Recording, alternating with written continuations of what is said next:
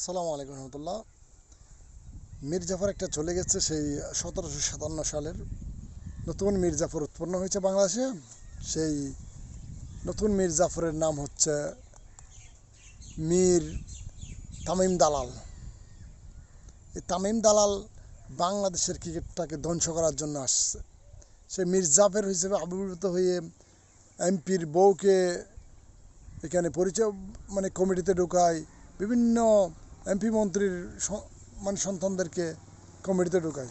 এটা কি রাজনৈতিক দল বিসিবি, নাকি একটা ক্রিকেট পরিচালনার সংগঠন?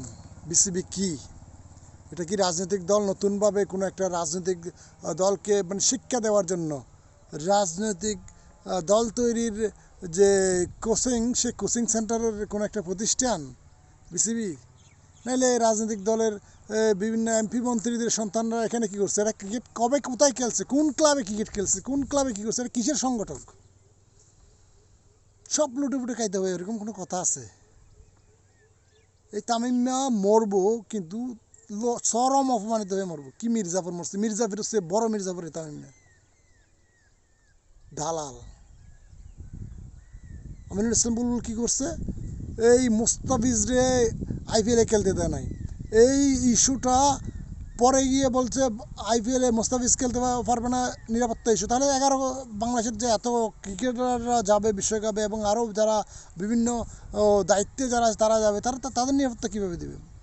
আর এখানে দেশের সম্মান জড়িত। তামিমকে, মুস্তাফিজকে একদম এমন একটা সিস্টেম করে তারা বাদ দিয়েছে, সেটা আসলে গ্রহণযোগ্যতা ছিল না। সে কারণেই আমিনুল ইসলাম বলবো বিশ্বকাপে বাংলাদেশ দল পাঠায়নি। সেটা তার অপরাধ হয়ে গেছে। এখানে দালাল কুত্তার বাচ্চা রিয়াসাত আজিম, আর ওই যে নটা মাল আউট নুমান, এই কুত্তার বাচ্চাদেরকে জুতা ফিটা করা দরকার রাস্তায় রাস্তায়। কুত্তার বাচ্চা রিয়াসাত আজিম আর ওই যে মাল আউট নুমাল, মুছে দাঁড়িয়ে চুলে কি একটা অবস্থা!